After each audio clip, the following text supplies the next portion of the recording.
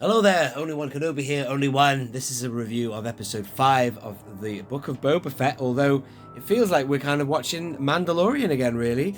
So I enjoyed the episode, I loved it. I loved the episode. I thought we were going to see Din Djarin, and it went on and on and on with him, and I thought eventually, he was going to meet Boba Fett, but you do not even see Boba Fett in the episode. You see Fennec Shand at the very end, and I've got this theory. I've heard somebody saying about the fact that, they joked and said, have Disney Plus uploaded the wrong episode of Book of Boba Fett? They put an episode of Mando in there, but I actually I think that Disney have waded in and they have tried to rescue this thing by using probably potentially what was one of the episodes, if not the first episode of Mando Season 3. I don't know what exactly we were watching today, other than it was 100% Mandalorian.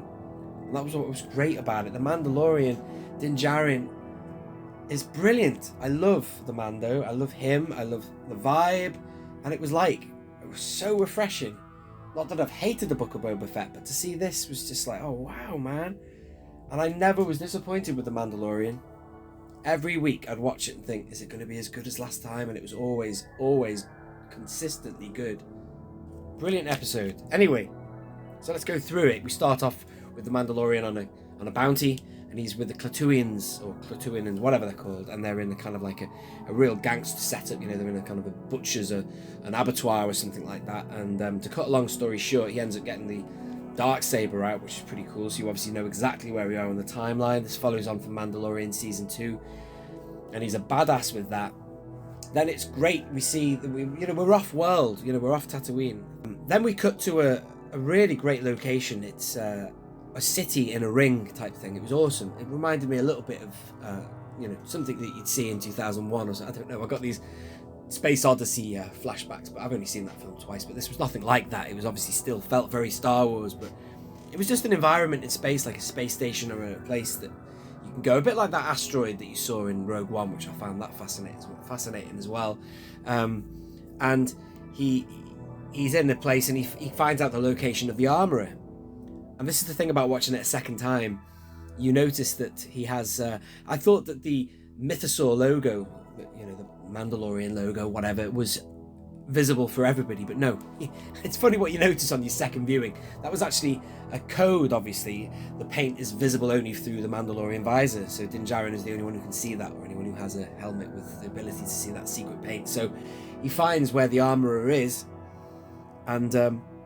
you learn a lot as well. There's so much lore came spurting out in this episode. It was brilliant. And the armorer is there with a guy, I think it was something sounded like Paz Vizsla, but the big guy who's the heavy duty Mandalorian, he's obviously from Clan Vizsla, which is interesting. I don't think we knew that before this, but they're there. It turns out there's only 3 left, including Din Djarin, which is amazing. Good to see the armorer.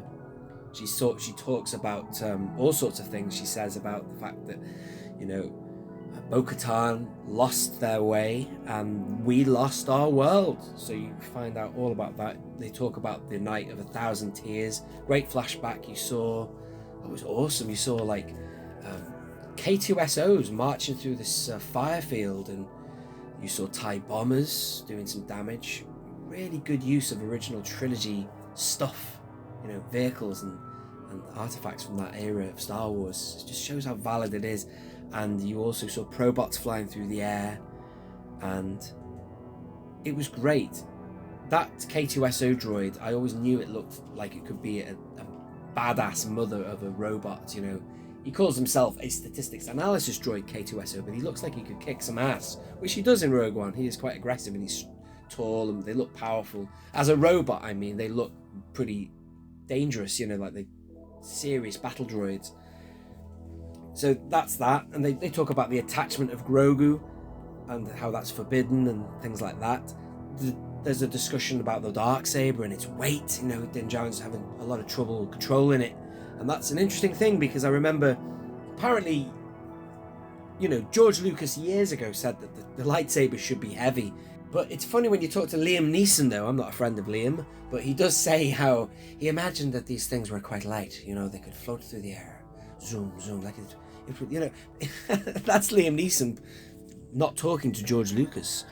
Liam was talking about how he imagined they would glide, but George always had the idea that they were really heavy, and they specify in this that saber is so difficult. You've got to work with it and all that, and obviously force wielders will probably do a better job using it, but it's a heavy thing.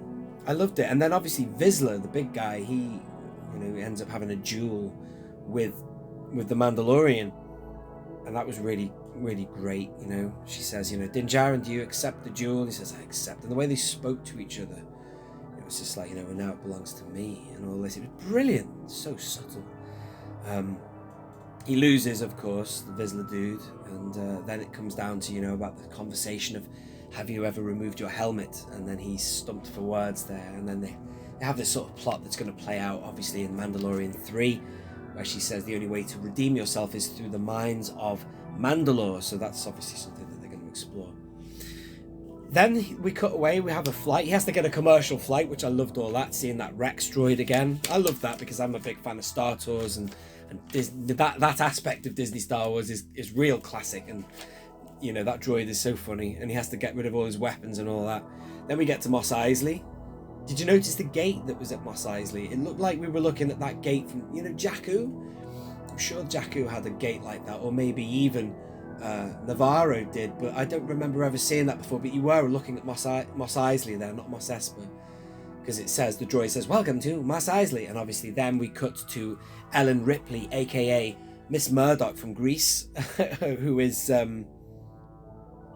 That's Pelimoto, of course, who's... I like her a lot. She's funny. It was very slapsticky, that scene, but on the second viewing, it was a lot more acceptable. I mean, overall, I found with the Book of Boba Fett that if I watch it a second time, it gets better. I think you might all agree with that one. So they're at Mos Eisley, and to cut a long story short, he's looking for a new Razor Crest, but she shows him an N1 Starfighter, which was amazing to see. And I was with him. I thought, I'm getting out of here. I wanted him to get a new big ship like a Razor Crest. But it was still interesting to see the N1 battle. I keep saying. I'm thinking of the B1 battle droid. No, the N1 Starfighter. Because that's just a classic ship anyway. And it was great to learn, as she said, that it was handmade for the Queen.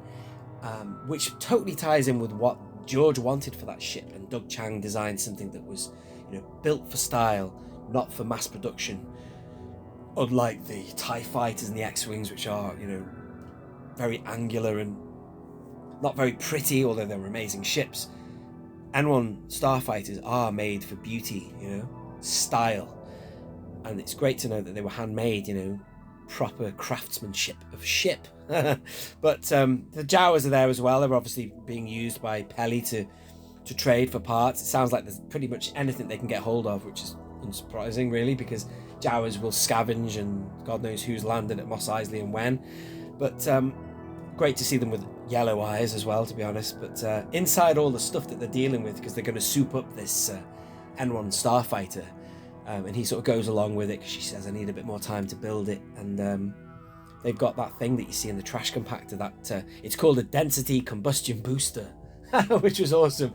That was a good one, that one. Sometimes when they try and hark back to the original trilogy and they do nods, sometimes it's a bit like, all right, but that one was great because we haven't seen that, I don't think, unless you've seen it in the Clone Wars, because they do lots of callbacks in those animated series. But it was great seeing that prop because it's just classic, isn't it? Used by Han Solo to brace the walls of the trash compactor. So they're souping up this ship, and there's a kind of a sequence where they're using spare parts and they're building it up. Then we cut to something that took me out of Star Wars completely, and I was suddenly transported to Jurassic Park. When you see this pterodactyl thing in Mos Eisley on a high perch, and it was just the music and everything, and the creature with the wings, bat wings or whatever, it was just like Jurassic Park. Oh my God, I've never seen that creature before. Anyway, did you feel that as well? Did you think of Jurassic Park when you saw that dinosaur bird thing doing whatever it was doing? But anyway, let's talk more about this N1 Starfighter, and God love us, Hasbro, please make that in 3 3/4 inch. That has to be done. It's a great ship anyway, but you should see what they did with it. It was amazing, and imagine if he plated that in Beskar. It was awesome what they did with that ship. They've obviously changed the droid compartment on it, so I presume he can get either a passenger in there or his prey, or not prey, his quarry, when he's taking his bounties there, here and there. But it was awesome, and it goes so fast. It sounded amazing. It looked great. There's a little bit of a thing with the two coppers in space, if you want to call them that, the X-Wing coppers. But one thing, I had a tiny issue with one thing, which was the Boonta Eve Classic, which was, firstly, great to see that. But, you know, how far away is Mos Eisley from Mos Espa? And I might do a video on that, you know, we might do some research after this. But, you know, pretty much after he'd left Mos Eisley, he was in the Boonta Eve Classic course, you know, the race course or whatever. Goes through Beggars Canyon, through all those rocks and everything. Very, very, very good callback to the race in The Phantom Menace. But logically, you'd think that it would be the closest city to the race course was Mos Espa. But then again, here's my theory on that. When Darth Maul first arrived on Tatooine, it was at night time he arrived, and he looked at two settlements, don't forget, not one but two. He was looking through his binoculars, and he sort of looked at one place, then he panned along to another one. And I always assumed, even back when I was 18 years old, first watching The Phantom Menace, that Mos Eisley was the first thing he was looking at, and then he panned along to Mos Espa, or vice versa. For whatever reason, he was suddenly in the Boonta Eve Classic course, but one could assume that ship goes so fast that it was possible, but still, that was it. And then the other final thing was when he arrives back after he'd hit the sub-light thrusters, which got him out of there, because the other fella thought he'd hit light speed, but you know he hadn't. That shit was how fast that ship is, man. He got back and she says to him, "How was it?" And he goes, "Wizard." I loved that. That was brilliant. That's so wizard, Annie. Just like brilliant. They know what they're doing, don't they, these fellas? So anyway, let me know what you think. I thought it was brilliant. I loved it. Really liked it. And be interesting to see where we go from here, how much Mando will feature, and where Boba Fett will fit in, and what the plot will be for the last 2 episodes. But I'll certainly be tuning in, and I give this episode a very high rating compared to what we've seen before. So Mandalorian is back, and he's saving and kicking ass on this series now as well. Thank you very much for listening. I hope you have followed all my waffle and enjoyed, and do leave your thoughts and comments below. This has been Only One Kenobi. Only one. Out.